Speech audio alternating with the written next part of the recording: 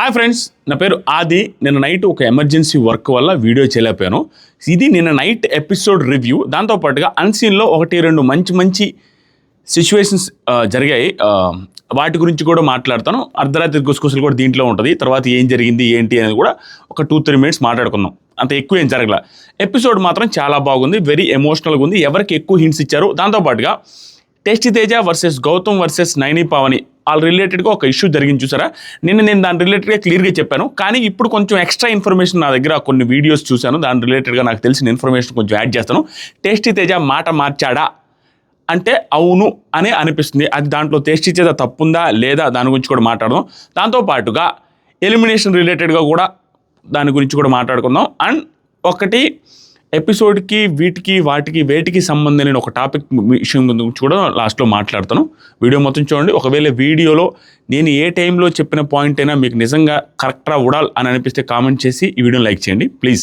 దాంతోపాటుగా ప్రతి ఒక్క కంటెస్టెంట్ ఫ్యాన్స్కి నా విన్నపం ఏంటంటే, ప్రతి కంటెస్టెంటు ప్రతిరోజు పాజిటివ్ అవ్వడు. ప్రతి కంటెస్టెంట్ చేసిన ప్రతి ఒక్క విషయం పాజిటివ్ అవ్వదు. మీరు ఇంక ఇదే పనిగా ఎవరి కంటెస్టెంట్ వాళ్ళని ఇష్టపడడం స్టార్ట్ చేయొచ్చు, ఇష్టపడచ్చు, అంతా ఓకే. వాళ్ళది నెగిటివ్ ఉన్నప్పుడు కూడా వాళ్ళ నెగిటివ్ని ఒప్పుకోకుండా వాళ్ళ నెగిటివ్ గురించి చెప్పినప్పుడు వీళ్ళని తిట్టడం ఆపేయండి. ప్రతి ఒక్క కంటెస్టెంట్ది విన్నర్ అయిన కంటెస్టెంట్ కూడా ఒక 50-100 సార్లు మిస్టేక్స్ చేస్తాడు బిగ్ బాస్ హౌస్లో. వాళ్ళని 50-100 సార్లు చూసే ఆడియన్స్ ఖచ్చితంగా తిడతారు. అది బిగ్ బాస్ షో, అది ఖచ్చితం. అంతేగాని ప్రతిరోజు నీ కంటెస్టెంట్ని నిన్ను పాజిటివ్గానే చూడాలి అనుకున్న మైండ్ సెట్తో ఉండదు. ఓకేనా? ఈ వీడియో మొత్తం చూడండి, మీకు క్లారిటీ వస్తుంది. ఎపిసోడ్ స్టార్ట్ అవగానే 100% ఓవర్ ఫిజికల్ అయ్యాడు అవినాష్. 100% కంటే ఎక్కువ ఓవర్ 100% కదా ఉంటుంది, ఇంకా ఎక్కువ యాడ్ నుంచి ఉంటుంది.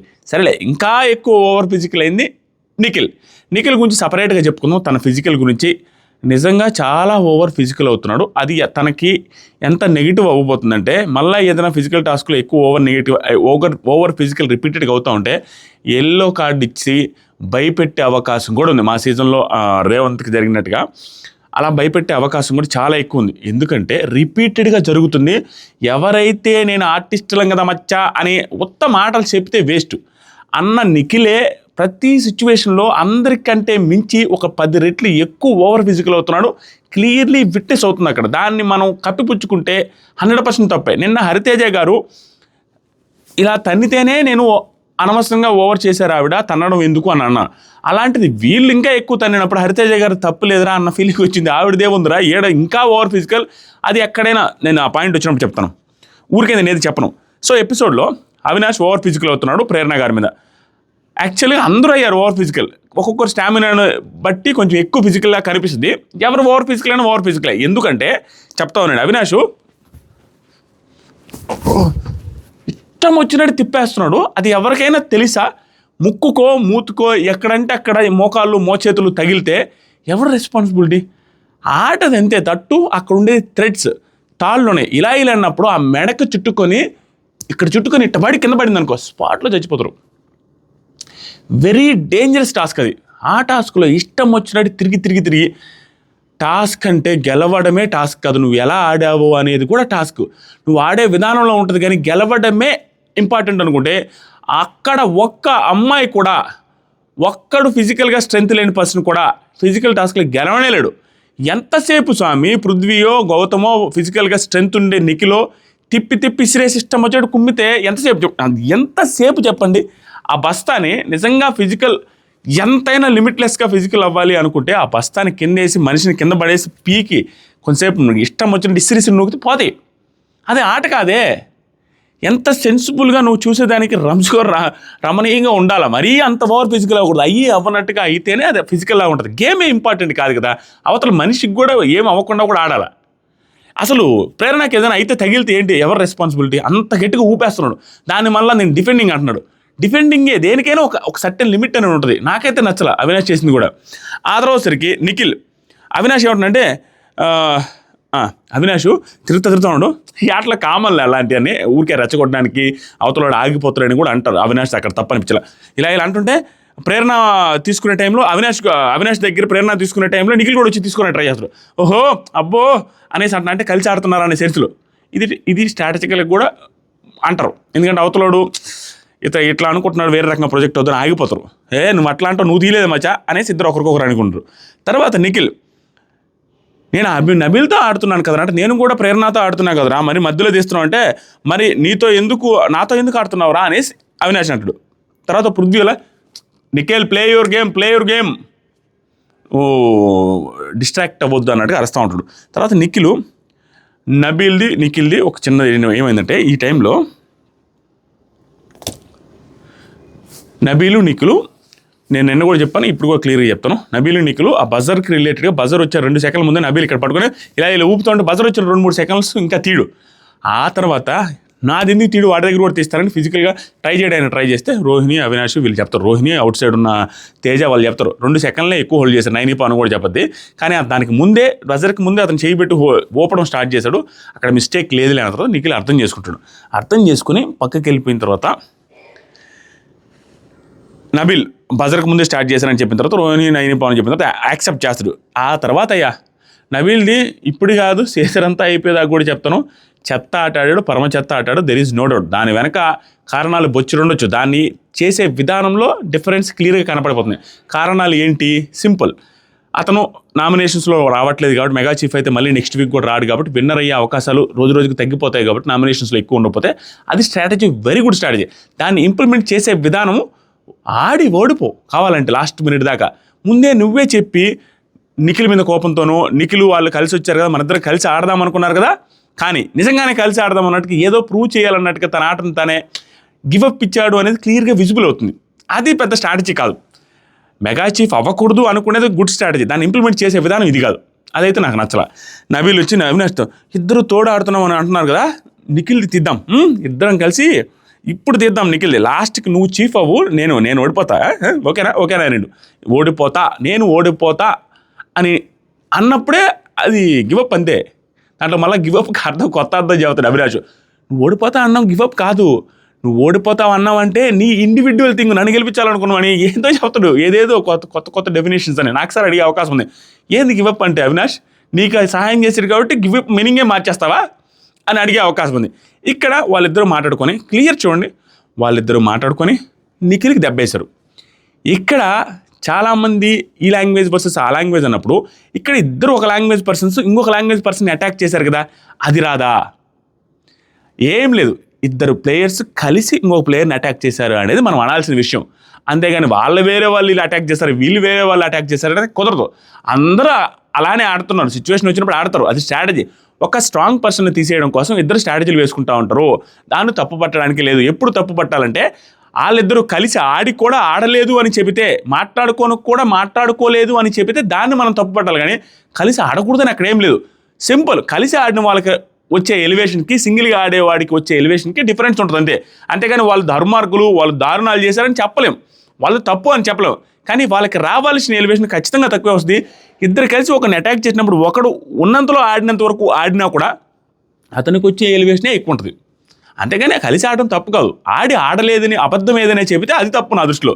ఈ టాస్కే స్ట్రాంగ్ పర్సన్స్ని 2-3 కలిసి తీసేయడానికి ట్రై చేస్తారు. ఫస్ట్ స్ట్రాంగ్ పర్సన్నే ఆడతారు, స్ట్రాంగ్ పర్సన్ కాని వాడినే ఎక్కువ తీసేయడానికి ట్రై చేస్తారు. ఎందుకంటే స్ట్రాంగ్ పర్సన్ని ముందే అటాక్ చేస్తే నువ్వు స్ట్రాంగ్ పర్సన్ కొట్టుకునేటప్పుడు నీ కొన్ని పోయి అతని కొన్ని పోయి ఉత్తరావులు గెలిచేస్తారు ఆటోమేటిక్గా. అది జరగకూడదని ఫస్ట్ ఉత్తరావుల్ని ఫోకస్ చేద్దాం అనేసి అనుకుంటారు. వెరీ గుడ్ స్ట్రాటజీ, ఎవడున్నా అదే చేస్తారు, ప్రతి సీజన్లో అదే జరిగేది. నెగిటివ్ అది కామన్. ఆ తర్వాత సరికి ప్రేరణ అవినాష్ తల్లి చాలా థ్రెటనింగ్గా చేసావు, అసలు నువ్వు అది టెక్నిక్ అంటున్నావు కానీ ఇట్లా అనేది థ్రెటనింగ్ అని. నిజంగా థ్రెటనింగ్ అది. ప్రేరణ గారు మాట్లాడడం 100% రైట్. ఎందుకంటే ఇలా అంటూ ఉంటే ఎక్కడైనా తగులుద్దని రారు అనే ఉద్దేశంతో ఇవిగా ఊపుతున్నాడు, అది తప్పు. అవినాష్లో డిఫెండింగ్, నాకు ఓడిపోయిన ప్రతిసారి ఎందుకు ఇలా చెప్తావు, ఏదో ఒక రీజన్స్ చెప్తావు, అది డిఫెండింగ్. విష్ణుప్రియ పక్క నుంచిలా వాడు నిన్నంతా కంట్రోల్ చేసుకున్నాడు కానీ ఈరోజు ఓపెన్ అయిపోయాడంటే బయటికి కోపం వచ్చేస్తుంది అవినాష్ కూడా అనేటట్టుగా నవ్వుకుంటా ఉంది. ఇక్కడ మేల్ ఫీమేల్ అనే జెండర్ ఏం లేదు, అందరూ ఒకటే, నువ్వు అట్లా అనొద్దనగానే అయిపోయింది. Teja Prerana out of the task. Next Avinash Nabeel ఇద్దరు తీస్తున్నారు నిఖిల్ది. నీట్గా ఇద్దరు ఫిజికల్ అయిపోయి ఇద్దరు గందరగోళంగా తీసేస్తున్నారు, క్లియర్గా కనపడిపోతుంది, ఇద్దరు కలిసి టార్గెట్ చేసి తీసేస్తున్నారు. అప్పుడు చాలామంది నిఖిల్ ఫ్యాన్స్ ఇది ఒప్పుకోరు. ఎందుకంటే ఇద్దరు కలిసి అక్కడ పడతా ఉంటే మా ఓడ ఒకటే దండయాత్ర, ఇది దయ్యా నిఖిల్ గారి దండయాత్ర అట్లానే ఉంటుంది అనేసి అనుకోవచ్చు మీరు. Over elevations same repeat. అక్కడ దమ్ముంటే నువ్వు సూపి అనేసి బుక్ సిరేసిన తర్వాత వెళ్ళి ఓవర్ ఫిజికల్ అయిన దానికి ఇక్కడ వీళ్ళిద్దరూ నా మీదకి పడుతున్నారు కాబట్టి నేను పిచ్చలు పగలగొట్టేస్తాను, గుద్దేస్తాను, కక్కేస్తాను, రిక్కేస్తాను అనే దానికి మీనింగ్ సేమ్. అక్కడ రెచ్చగొట్టాడు కాబట్టి ఇక్కడ రెచ్చిపోయాను. ఇక్కడ వీళ్ళిద్దరు కలిసి ఆడితే మూతులు ఇక్కడ ఎక్కడెక్కడ ముడ్డు పగలగొట్టడం ఇవన్నీ చేసేస్తారా? తప్పు. 100% ఓవర్ ఫిజికల్ ఎవరైనా ఎక్కడైనా తప్పే. ఎందుకంటే నిఖిల్ ఓవర్ ఫిజికల్ ఎలా అనిపిస్తుందంటే, నిఖిల్ ఇచ్చే కిక్కులు కానీ ఎక్కడెక్కడైనా తగలరాని చోట్ల తగిలితే స్పాట్లో చచ్చిపోతారు మనిషి. Very very very dangerous. Big boss ఎప్పుడైనా నీ ప్యాడ్స్, ఈ ప్యాడ్స్, ఆ ప్యాడ్స్, గ్లౌజెస్ అవి ఇస్తారు కానీ గార్డ్స్ ఇవ్వడు. ఎక్కడైనా ప్రొటెక్ట్ చేసుకోండి, అక్కడ తగిలితే ఏమన్నా అవుద్దని ఆ ప్లేసుల్లో గార్డ్స్ ఇవ్వడు. Heavy dangerous. నువ్వు కిక్స్ ఇస్తున్నావు ఇలా కిక్స్ ఇస్తున్నాడు. అది వాళ్ళు ఇట్టన్నప్పుడు ఎక్కడైనా తగిలితే ఏం పరిస్థితి? నువ్వు కొన్ని సిచ్యువేషన్స్ నీకు చెప్పి రావు, సడన్గా జరిగిపోతాయి. అదే సిచ్యువేషన్ ఇట్లా కిక్ ఇస్తూ ఉంటే అది ఓవర్ కిక్. హరితేజ గారు ఇచ్చిన కిక్కు 100 రెట్లు ఎక్కువ స్ట్రాంగ్గా కొడుతున్నాడు. ఎంత ఫిజికల్ పర్సనాలిటీ, చాలా తప్పది. భలే ఓవర్గా చాలా ఫోర్స్ఫుల్గా అంటున్నాడు. నేనేమంటున్నా అంటే ఇద్దరు కలిసి ఆడారు, ఆ పెయిన్ ఉంటుంది ఉన్నా దాన్ని కంట్రోల్ చేసి ఆడమే కదా ఆట అంటే. నీవు ఏది వేరే పర్సన్స్ చేస్తే ఒక పాలు కొంచెం తక్కువగా మనం చూస్తాం దాన్ని.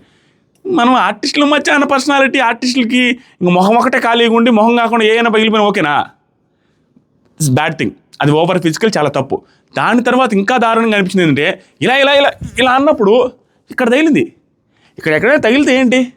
సడన్గా చపక్కా అయినపడుద్ది. ఇక్కడ ఎక్కడైనా తగిలితే ఏంటి? నువ్వు అంత ఫిజికల్ అవ్వకూడదు. ఎవరు కూడా, అవినాష్ చేసిన తప్పే, హరితేజ గారు చేసిన తప్పే, ఇతను చేసిన తప్పే. ఎవరు చేసినా ఓవర్ ఫిజికల్ ఇస్ రాంగ్. అతను తేజ అది కూడా విట్టమంటూ ఉంటాడు. ఇవన్నీ అందరూ అబ్జర్వ్ చేస్తుంటారు స్వామి. ఆట గెలవడమే కాదు, ఎంతవరకు ఆడామనేది ముఖ్యం. అంతకుముందు నువ్వేం చెప్పావు అనేది ముఖ్యం. నాగార్జున సార్ ఖచ్చితంగా వార్నింగ్ ఇస్తారు. గౌతమ్ విషయంలో ఇలా అక్కం పోయింది కావచ్చు, ఆ ట్యాంకును గుద్దడం కావచ్చు, నిన్న ఓవర్ ఫిజికల్ తన్నడము, ఇక్కడ గుద్దడం కావచ్చు. ఇంటెన్షనల్గా ఏది చేయరబ్బా ఎవరు. అన్ఇంటెన్షనల్గా చేయకుండా ఆపుకోవడం కూడా ఒక మంచి కంటెస్టెంట్ యొక్క లక్షణం. అది నా ఉద్దేశం. ఎందుకంటే అది బిహేవియర్ షో. మన పర్సనాలిటీ ఏంటని తెలుసుద్ది. అన్ఇంటెన్షనల్గా కూడా జరగదు. ఇప్పుడు తెలియకుండా జరిగిపోయిందంటే తెలియకుండా జరిగేటప్పుడు నువ్వు ఆపుకోగలను. నీ మెంటల్ స్ట్రెంగ్త్, స్టెబిలిటీ, అది అంతే. అది తప్పు. నేను ఈ పాయింట్కి నిఖిల్ ఫ్యాన్స్ కూడా యాక్సెప్ట్ చేయాల్సింది. చేయకపోతే మనం ఏమి చేయలేం. మీరే కామెంట్ చేయండి. ఆ తర్వాత సరికి నేను అందరిది చెప్తున్నా, తన్నుతున్నాడు నిఖిల్ ఇద్దరిని. తన్ని మళ్ళీ సారీ కూడా చెప్పాడు. సారీ చెప్తే వర్కౌట్ కాదు స్వామి. అవినాష్ ఇంతకుముందు అన్న సేమ్ డిఫెన్స్ వాడాడు, నిఖిల్ గట్టిగా తిరగడం. అవినాష్ అని చూసినా, అవినాష్ ఎలాగైతే ఇట్లా సేమ్ డిఫెన్స్ అనిండో ఇట్లా తిరగడం, నిఖిల్ కూడా ఇష్టం వచ్చినట్టు తిరిగేస్తున్నాడు సేమ్. తర్వాత సరికి అవినాష్కి ఇక్కడ తగిలింది, కింద పడ్డాడు. ఏమో అని అందరూ షాక్ అయిపోయి ఏమైంది అన్నాడు. సారీ చెప్పాడు. సారీ చెప్పినా అంత ఫిజికల్ తప్పు. నెక్స్ట్ ఫుల్ ఫిజికల్ అయింది, ఇంకా ఫిజికల్. నిఖిల్ ఒకనొక టైంలో వదిలేశాడు. ఈ వదిలేసిన దాన్ని గివప్ అని అవినాష్ ఏమంటున్నంటే, నిఖిల్ వదిలేశాడు చూసావా, దాన్ని గివప్ అంటారు, నువ్వు నాకు హెల్ప్ చేసిన గివప్ అనలేదని లైవ్లో చెబుతాడు. నిఖిల్ వదిలేసింది ఏంటంటే అక్కడ సీనే లేదు. ఇంకిద్దరు కలిసి కస అల్లాడిచి పట్టిపేడేస్తారు, పోతాయి, అన్నీ పోయినాయి. అందుకని ఆ మూమెంట్లో వదిలేసిన విధానంలోకి రాదే. వెళ్ళి వాళ్ళది పైన ట్రై చేస్తాను. బ్రెయిన్ పనిచేయలే, ఇక ఏం చేయలేని ఎలాగో అయిపోయింది ఆడ. ఇది కూడా ఇండైరెక్ట్లీ ఫిజికలే. తేజ అంటాడు అది ఒక రకం ఇండైరెక్ట్లీ గివప్, అది ఒక రకమైన గివప్, ఇది ఒక రకమైన గివప్ అని అడతాడు లైవ్లో వచ్చి. అవినాష్ అంటాడు, నబిల్ది గివప్పా, నిఖిల్ది గివప్ అంటే ఇద్దరిది గివప్పే, అదొక రకం ఇదొక మాటలు. ఎందుకంటే ఇది ఓవర్ గివప్. ఇది డైరెక్ట్గా వేరే వాడిని గెలిపించాడు. అతను ఓడిపోతున్నాడు కాబట్టి వేరే వాడి మీదకి పోవడానికి ట్రై చేశాడు. తెలియకుండానే అది వదిలేసి అది పీకడానికి ట్రై చేస్తున్నాడు. ప్రేరణ వచ్చి బ్యాగ్ వేసుకొని తేజ చెప్తున్నాడు. అది జరిగింది. లాస్ట్కి నబీల్ మాత్రం అవినాష్ వచ్చి నబీల్ చేస్తూ ఉంటే ఎంత ఈజీగా రెక్లెస్ కనపడుతున్నాడు ఫేజ్లో. అవినాష్ తీబాకు నువ్వే గెలిచేది అంటున్నాడు. నేను అసలు నబీల్ లాంటి స్ట్రాంగ్ ప్లేయర్ నుంచి ఎక్స్పెక్ట్ చేయలేదు. తీబాకు నువ్వే గెలిచేది లేదు, వదిలేసి అన్నాడు. అవినాష్ ఇంకా హైలైట్ అక్కడ, నబీల్ లేదు నబీల్ ఆడాలి, గివప్ ఇవ్వకు నబీల్, గివప్ ఇవ్వకు. యాక్చువల్గా కామెడీ ఏంటంటే బయట మాత్రం దానికి ముందు చెబితే మాత్రం నువ్వే గెలవాలి, నువ్వు ఆడు, నేను పెద్దగా ఆడనంటే ఓకే అని తలుపి ఇక్కడ మాత్రం యాక్టింగ్ చేస్తున్నాడు అవినాష్. ఇవి నాకు నచ్చవు స్వామి. ఓవర్ స్మార్ట్ యాక్టింగ్ నాకు అసలు నచ్చవు. తర్వాత సరికి రౌండ్ అయిపోయిన తర్వాత నబీల్ అవినాష్ నువ్వుగా మెగా చెఫ్ ఓకేనా, అవినాష్ థ్యాంక్ యూ యాక్సెప్ట్ చేసి లోపలికి దిగిన తర్వాత ఆడిన తర్వాత యాక్టింగ్ చేసిన తర్వాత నబీల్ లాస్ట్కి అవినాష్ గెలిచిన తర్వాత విన్నర్ని అనౌన్స్ చేసే టైంలో అవినాష్ చేసినవి కూడా నాకు ఓవర్ స్మార్ట్ యాక్టింగ్ లాగా అనిపించినాయి. నిఖిల్ ఆల్రెడీ ఇవ్వడు. నిఖిలే కదా ఆ ప్లేస్లో ఎవరున్నా కూడా ఎవరు విన్నర్ ఎవరైతే ధర్మకోల్ తక్కువ ఉంటే వాళ్ళకే ఇస్తారు అవుట్ అయిందని. ధర్మకోల్ ఎక్కువ ఉన్న విన్నర్గా అనౌన్స్ చేస్తారు. నబీల్ కీలే అంటుండు. నబీల్ కీమ్ అనేది ఏంది ఈవెంట్ ఇచ్చేస్తారా? ఊరికే ఓవర్ స్మార్ట్ థింగ్స్ ఇవన్నీ. గివప్ ఇస్తే అతను ఇవ్వగానే తీసేసుకున్నావు అనే ఉద్దేశం వస్తుంది, బయటికి వేరే ప్రాజెక్ట్ వద్దని అది కవరింగ్ లాగా అనిపించింది అవినాష్ది. నువ్వు ఏదైనా మాట్లాడుకో, నేను కరెక్ట్గానే ఇస్తాను, నిఖిల్ పర్ఫెక్ట్గా విన్నర్ అవినాష్ అని డిక్లేర్ చేశారు. ఆ బ్యాండ్ తెచ్చి పెట్టారు, ఎంతో బాగానే జరిగింది. తర్వాత సరికి అప్పటికి దానికి రౌండ్ ముందు చెప్తాడు నిఖిల్, నువ్వు షేర్ నబిల్, నువ్వు ఆటలాగాడు, నేను అన్నది మర్చిపో, నువ్వు కావాలంటే సారీ మన పక్కకి మాట్లాడదాం అన్ని చాలాసేపు రిక్వెస్ట్ చేస్తాడు, చాలాసేపు బాగా మాట్లాడుతాడు నిఖిల్, చాలా బాగా అనిపించింది. మన గేమ్ రా, నువ్వు అంటే నువ్వు డిజర్వ్ పర్సన్, నువ్వు షేర్ రా, నువ్వు ఆడు, నువ్వు గివప్ ఇవ్వద్దు, ఎందుకురా గివప్ ఇచ్చావని అందరూ చెప్తారు. బాగా అనిపించింది. అదే రౌండ్ కూడా చాలా ఫాస్ట్గా ముగించేశారు, ఎందుకంటే వీళ్ళు ఏం ఆటలా సీరియస్గా గివప్ ఇచ్చేసారు కాబట్టి ఇంకెందుకులే టైం వేస్ట్ అనేసి వదిలేశాడు, ఎందుకంటే దివాళీ సెలబ్రేషన్స్ ఇవన్నీ ఉన్నాయి కదా నాసెందుకని. నెక్స్ట్ సరికి నబిల్ దివాళీ సెలబ్రేషన్స్ లేబరే తర్వాత నబిల్ అయిపోయింది. తర్వాత సరికి హరితేజ గారు చెప్తారు, నీట్గా గివప్ ఇచ్చావు, నేను గివప్ ఇవ్వలేదంటే కరెక్ట్ కాదు, నువ్వైతే గివప్ ఇచ్చేసావు తెలుసు. నిఖిల్ అంటాడు, వైల్డ్ కార్డ్గా వచ్చావురా, నిన్ను ఫస్ట్ నుంచి వస్తున్నావు, వైల్డ్ కార్డ్ కాదు నువ్వు, వైల్డ్ కార్డ్స్కి చెప్పు నువ్వు ఆట, నువ్వు హోల్స్ దొరకలేదు, ఏదో కంట్రోల్ దొరకలేదు అనేసి కావాలని వదిలేనట్టుగా చెప్పాక నువ్వు వదిలేసావు, నీ ఆట నేను ఫస్ట్ నుంచి వస్తున్నావు, నువ్వు ఎంత బాగా ఆడతావు తెలుసులే అన్నట్టు చెప్తారు. నిజం అది. తర్వాత సరికి అవినాష్, నబిల్ డార్లింగ్ ఎందుకు ట్రై చేయలేదు నువ్వు అంట, ట్రై చేయను, నువ్వు ఆడు, నేను పెద్దగా ఆడినని ముందే చెప్పాడు, మళ్ళీ ఏంది ఇవన్నీ అమ్మ చేయబుద్ధి కాలేదు డార్లింగ్, వదిలే ఏం కాదు. ఎవరైనా హట్ చేస్తుంటే సారీ అనేసి విష్ణుప్రియ చెప్పగానే మెగా చీఫ్కి ఎంత బాగా చేసింది అనేది ఒక్క మాటలో అందరూ సూపర్ చేసావు, నువ్వు మళ్ళీ మళ్ళీ రావాలి మెగా చీఫ్కి అన్నట్టుగా భలే అన్నారు, అందరూ హ్యాపీకి ఫీల్ అయింది విష్ణుప్రియ.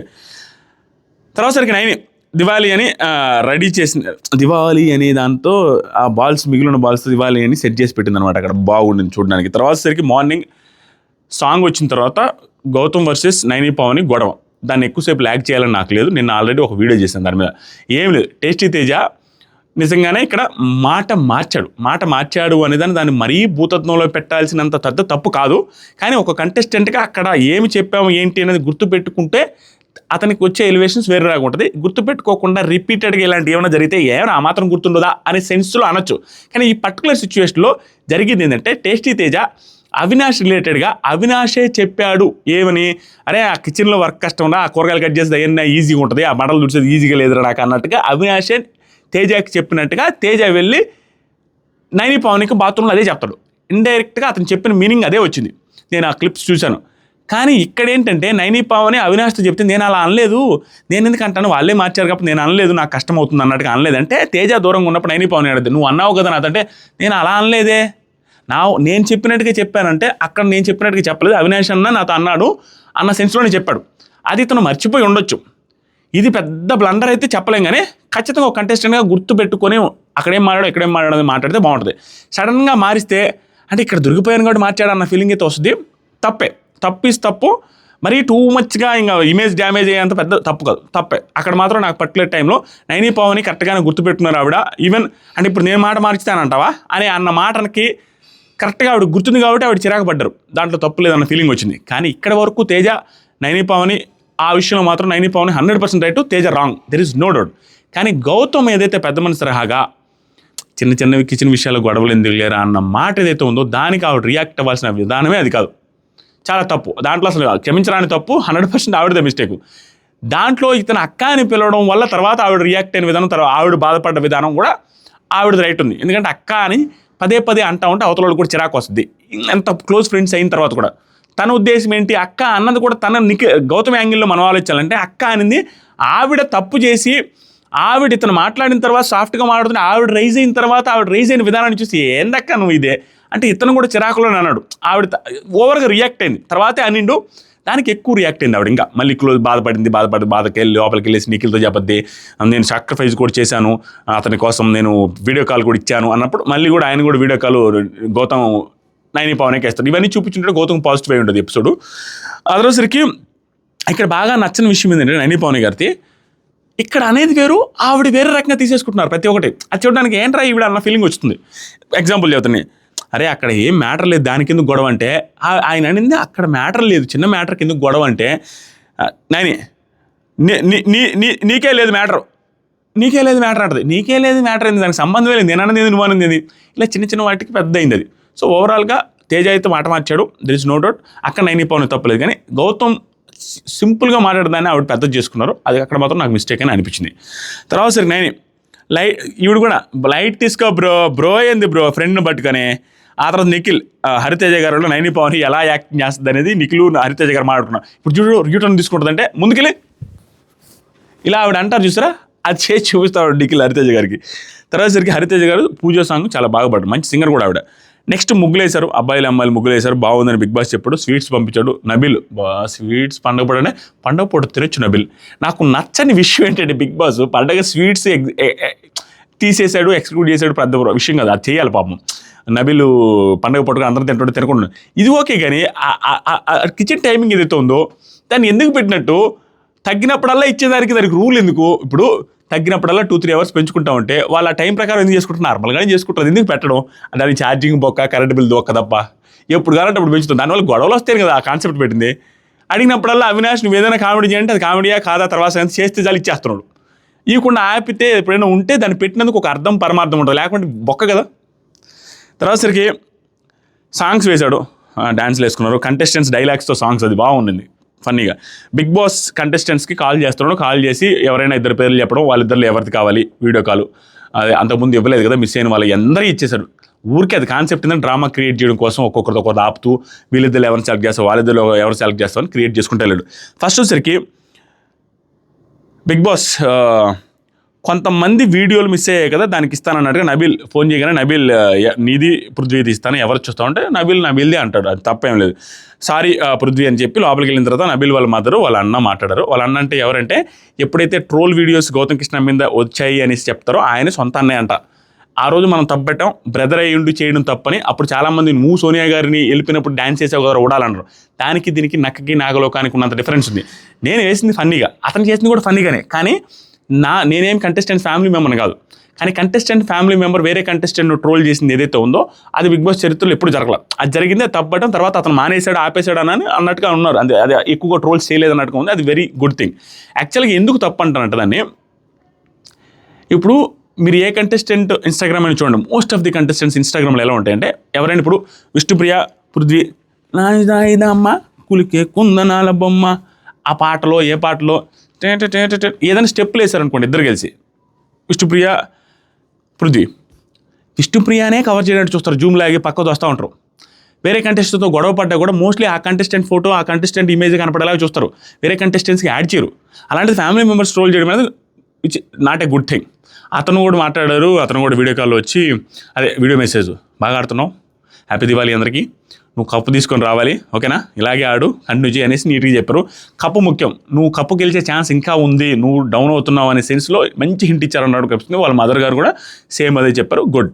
తర్వాత సరిగ్గా నబిల్ చాలా హ్యాపీగా ఫీల్ అయ్యాడు.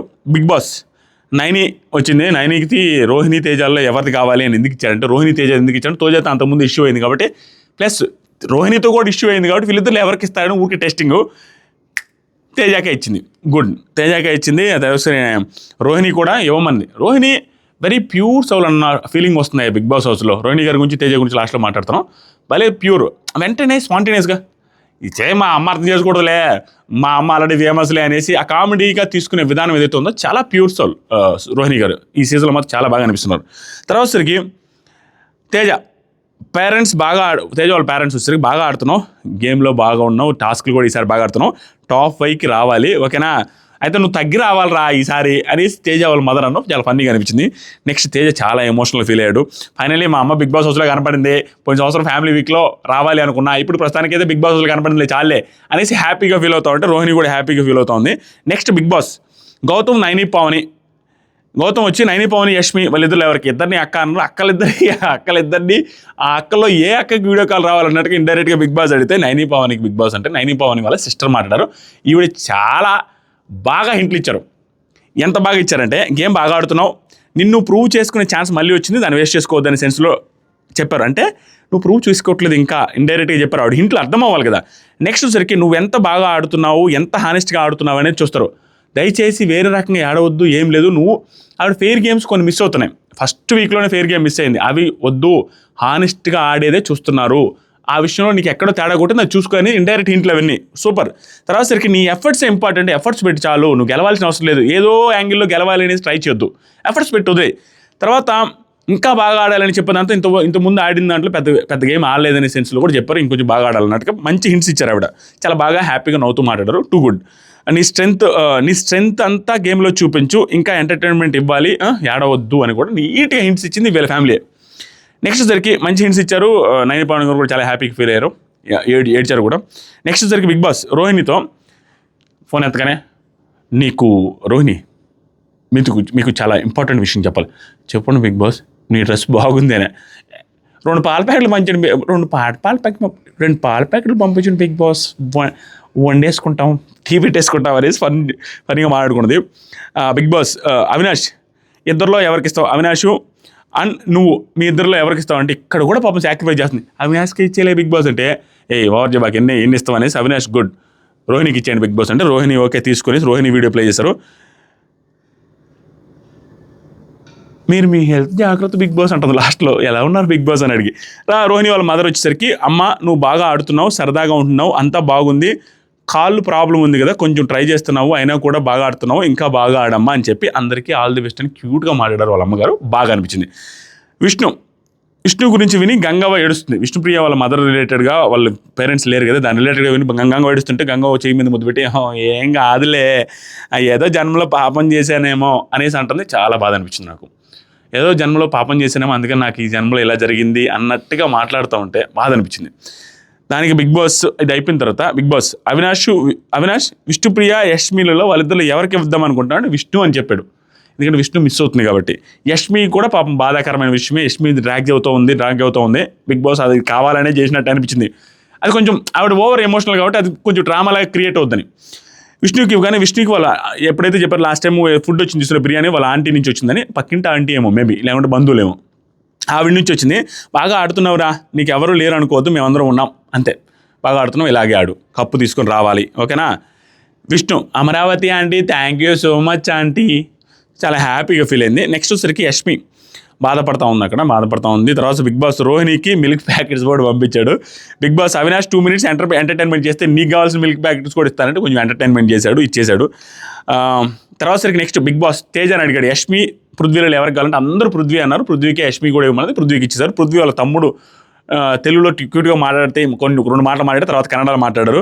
ಚೆನ್ನಾಗಿ ఆడుతిద్దిరా, అది అన్న ఇది అన్న అనేసి ఆడుతున్నారు, చాలా బాగున్నారు, ఆనందంగా ఉంది, జనాలు ఇష్టపడుతున్నారు, నేను ಸ್ವಲ್ಪ అగ్రెషన్ తగ్గించుకో, ಸ್ವಲ್ಪ అగ్రెషన్ కಮ್ಮಿ ಮಾಡಿ ಅಂತ ಹೇಳಿದ್ದಾರೆ. అదసరికి అందరికీ హ్యాపీ దివాలి అని చెప్పి ఎండ్ చేశారు. నెక్స్ట్ క్రాకర్స్ వచ్చాయి. 10 మంది ఉండగా ప్రతిరోజు పండగే, దానికి అందరు కలిసిమెలిసి లా డ్యాన్స్ చేసుకున్నారు. బాగా అనిపించింది చూడడం ముచ్చటగా. యాక్చువల్గా చూడడానికి బాధ అనిపించింది, ఎట్టుంటే ఎట్రా బిగ్ బాస్ వసలాడి, తప్పదు పండుగ పోటీ అట్లానే ఉంటారు. తర్వాత సరికి నెక్స్ట్ అవినాష్ వీడియో కూడా ప్లే చేశారు. తర్వాత వచ్చేసరికి యష్మి గారి వీడియో కూడా ప్లే చేశారు. సడన్గా టాస్క్లు బాగా ఆడుతున్నావు, టైటిల్తోనే రావాలనేసి ఈ సీజన్లో టాస్క్లు బాగా ఆడుతున్నావు, అమ్మ అందరం బాగున్నాం, నువ్వేం దిగులు పడుతున్నావు, అవినాష్కి వాళ్ళ బ్రదర్ వీడియో. నెక్స్ట్ మీకు పేరెంట్స్, ఫాదర్ అండ్ మదర్ ఇద్దరు మాట్లాడారు. అమ్ము మిస్ అవుతున్నాం రా, అమ్ము ఈసారి దీపావళి చేయలేదురా, ఎందుకంటే నువ్వు కప్పు తీసుకొని వచ్చిన తర్వాత మన ఇంట్లో మళ్ళీ దీపావళి చేద్దాం రా, ఓకేనా, remember you are my warrior, God bless you మగలే. బాగా మాట్లాడారు, మంచి బూస్టింగ్ ఇచ్చారు ఆవిడికి. అంటే కప్పు తీసుకొని వచ్చిన తర్వాత దివాళీ చేస్తావు, నువ్వు బాగా ఆడుతున్నావు, కప్పు తీసుకొని ఇచ్చి అంత బాగా ఆడుతున్నావు అన్నట్టుగా ఆవిడకి డైరెక్ట్ హింట్ ఇచ్చారు అన్నట్టుగా. ఓకే, బాగా అనిపించింది, ఆవిడ కూడా ఎమోషనల్ ఫీల్ అయింది, హ్యాపీ. నెక్స్ట్ వచ్చరికి హరితేజ గారికి సంబంధించి వాళ్ళ మదరు వాళ్ళ పాప ఇద్దరు మాట్లాడారు. వాళ్ళు కూడా మంచి, నీకోసం నువ్వు ఆడినట్లు సేమ్ నీకోసం నువ్వు ఆడింది చెప్తున్నట్టు, నైని పవనితో విష్ణుప్రియతో వీళ్ళతో కలిసి అనవసరంగా ఆవిడ స్పాయిల్ అవుతుంది, వేరే వాళ్ళ రిలేటెడ్ మాటల్లో దూరడం ఇవన్నీ. అందుకని నీ గురించి నువ్వు స్టాండ్ తీసుకుని నీ గురించి నువ్వు ఆడు, మిగతా వాళ్ళ విషయాల్లో జోర్చొచ్చు అనేటట్టుగా ఇండైరెక్ట్గా అలా ఆడితే నువ్వు చీఫ్ కంటెంటర్ అవుతావు, విన్నర్ కూడా అవుతావు. చక్కగా ఆడు, నవ్వుతూ ఉండు, ఏడవద్దు, బాధపడొద్దు అని చెప్పారు. వాళ్ళ పాప కూడా క్యూట్గా నేను టీవీలో చూస్తున్నా మమ్మీ, బాయ్ మమ్మీ అనే చెప్పింది. తర్వాత బిగ్ బాస్ ఫుడ్ పంపించి అందరూ చాలాసేపు తిన్నారు, హ్యాపీగా తెలుగింటి వంటలు పంపించాడు. తర్వాత జరిగింది ఏంటంటే, మీకు ఇది ఒక ఆడియో అనిపిస్తుంది చూడండి, దానికి ముందు జరిగింది.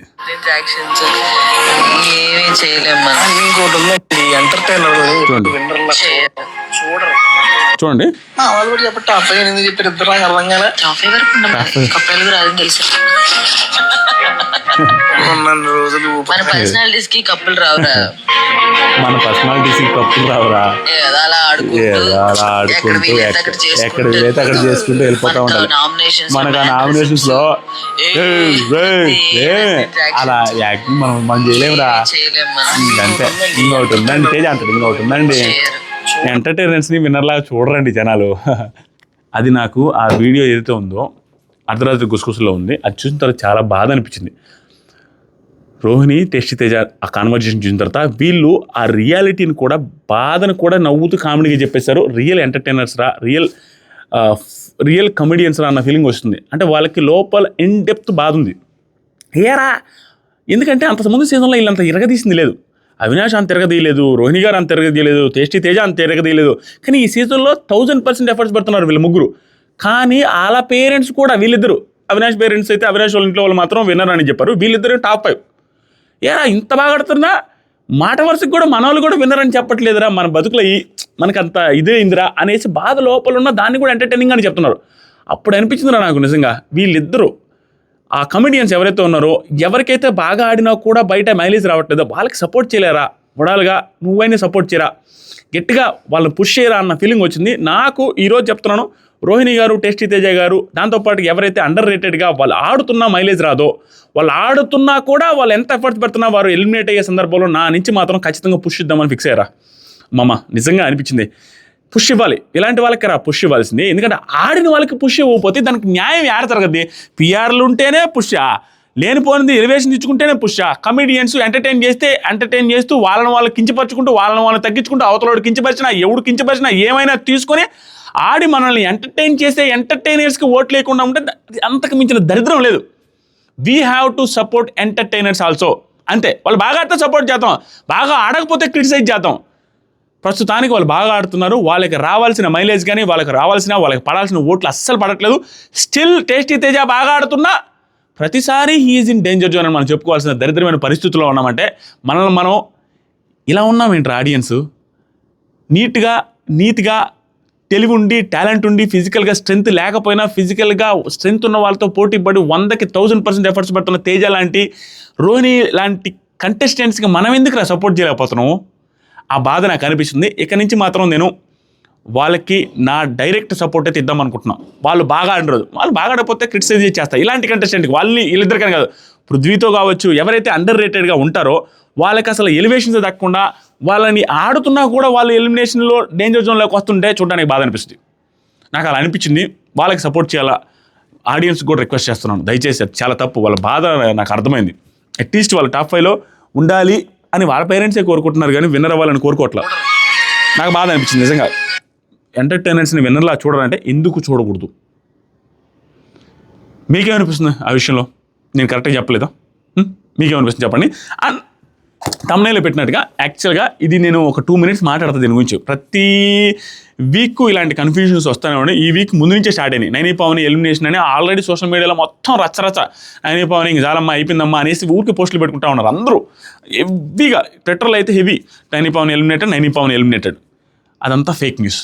ఎందుకంటే నేను క్లియర్గా చెప్తాను ఈరోజుతో. శనివారం ఎపిసోడ్ షూటింగ్ జరుగుతుంది. శనివారం ఉదయాన్నే మమ్మల్ని 5:30కి 5కి లేపుతారు. అక్కడ హౌస్లో 5 గంటలకే లేపేస్తారు, 4:30 లేపేస్తారు. లేపి ఏది ఫస్ట్లో 20 మంది 16 మంది ఉన్నప్పుడు 4:30 4కి లేపేస్తారు. రాను 5:30 5:45 6కి లేపుతారు. లేపి కరెక్ట్ గంటలో 7:15 కల్లా మేము వంటలు చేసుకొని రెడీ అయ్యి అందరూ కూర్చోవాలి. 7:30 లోపలే ఆల్మోస్ట్ కూర్చోవాలి. సూర్యుడు వచ్చే లోపలే మోస్ట్లీ కూర్చొని ఉంటాం సోఫాలో. కానీ నాకు సార్ వచ్చేసరికి 9:30 9:45 ఆ రేంజ్ అవుద్ది. ఒక 1.5 hour 2 hours వెయిట్ చేయాలి అందరూ రెడీ అయ్యి. తర్వాత నాకు సార్ వచ్చిన తర్వాత షూటింగ్ జరిగిన తర్వాత 1:30 1:45 ఆ టైంకి బ్రేక్ వస్తుంది. ఆ తర్వాత బ్రేక్ తీసుకొని ఉదయం వండుకున్న అన్నం తిని రెడీ అయ్యి మళ్ళీ 3:30 3:45 3:30 ఆ టైంకి నాకు సార్ మళ్ళీ వస్తారు. ఆదివారం షూటింగ్ జరగదు. అక్కడి నుంచి ప్రతి ఎలిమినేషన్, నేను ఉన్న సీజన్స్లో ప్రతి ఎలిమినేషన్ కూడా టైం మనకు కరెక్ట్గా తెలియకపోవచ్చు, కానీ చీకటి పడిన ఒక అరగంట 3/4 గంట తర్వాత మాత్రమే, అంటే 6:30 నుంచి 7 ఆ టైంకే ఎలిమినేషన్ జరగదు అక్కడ. కానీ గెస్ చేస్తే అంటే ఎగ్జాక్ట్ ఇన్ఫర్మేషన్ రావాలంటే కనీసం 5:30 అవుద్ది. ఎందుకంటే 5:30 టైంలో 2 ఉంటారు. ఆ 2లో ఎవరు ఎలిమినేట్ చేయొచ్చో గెస్ చేయొచ్చు. 90% గెస్. ఎగ్జాక్ట్గా తెలియాలంటే 6:37 అప్పటికి అక్కడ ఎలిమినేషన్ షూటింగ్ కంప్లీట్ అవుద్ది. 7కి అక్కడ స్టేజ్ మీదకి వెళ్ళి మాట్లాడి అది కూడా తెలియాలి అంటే అక్కడ సీక్రెట్ రూమా ఇంకోటి తెలియాలంటే 7:38 ఆ టైంకి వచ్చే ఇన్ఫర్మేషన్ 100% ఇన్ఫర్మేషన్. కానీ మిగతా టైంలో ఏదొచ్చినా అందరూ గెస్ చేయడమే. 100% ఇన్ఫర్మేషన్ అని నేనే అదే చెప్తా, 1000% వీళ్ళే వెళ్ళిపోయేదని. అది నాకు గెస్ బిల్డప్ కల్లా చెప్పాల్సిందే. నేనే అంతే, ఒకరనిగా తప్పుపడ్డం కాదు. సో నైని పవన్ ఎలిమినేట్ అయ్యింది అనేది ప్రస్తుతానికి ఫేక్ న్యూస్. అది ఏం జరగచ్చు ఏంటి అనేది క్లియర్ అప్డేట్ నేను 4:35 టైంలో వీడియో చేయడానికి ట్రై చేస్తాను. ఓకేనా? దానికంటే ముందు మీరు ఎర్లీగా చూడాలి అనుకుంటే ఎలిమినేషన్ అప్డేట్స్ అని కింద కామెంట్ సెక్షన్లో ఇన్స్టాగ్రామ్ లింక్ ఉంటుంది. ఇన్స్టాగ్రామ్లో ఫాలో అయ్యి ఇన్స్టాగ్రామ్ స్టోరీస్ చెక్ చేస్తూ ఉండండి. దాంట్లో బ్రాడ్కాస్ట్ ఛానల్ లింక్ కూడా పెడతాం ఇన్స్టాగ్రామ్ స్టోరీస్లో. మీరు బ్రాడ్కాస్ట్లో కూడా జాయిన్ అవ్వండి. బిగ్ బాస్ ఎర్లీ అప్డేట్స్ దాంట్లో వస్తుంటాయి. అంతేనా? ఈ వీడియో నచ్చితే లైక్ చేయండి. అండ్ ఇంకా నచ్చితే మన ఛానల్ సబ్స్క్రైబ్ చేయండి. ఏందో ఈ సీజన్లో 8 లక్షలు అవ్వవా? సీజన్ ఎత్తిపోయింది కాబట్టి అవ్వట్లే, లేకుంటే ఎప్పుడో 9 లక్షలు అయిపోయి ఉండవు ఈ సీజన్ సబ్స్క్రైబర్లు. స్టిల్ 8 lakhs సబ్స్క్రైబర్స్ మన వాళ్ళు చేస్తారని నాకు గట్టి నమ్మకం ఉంది. దయచేసి సబ్స్క్రైబ్ చేయండి.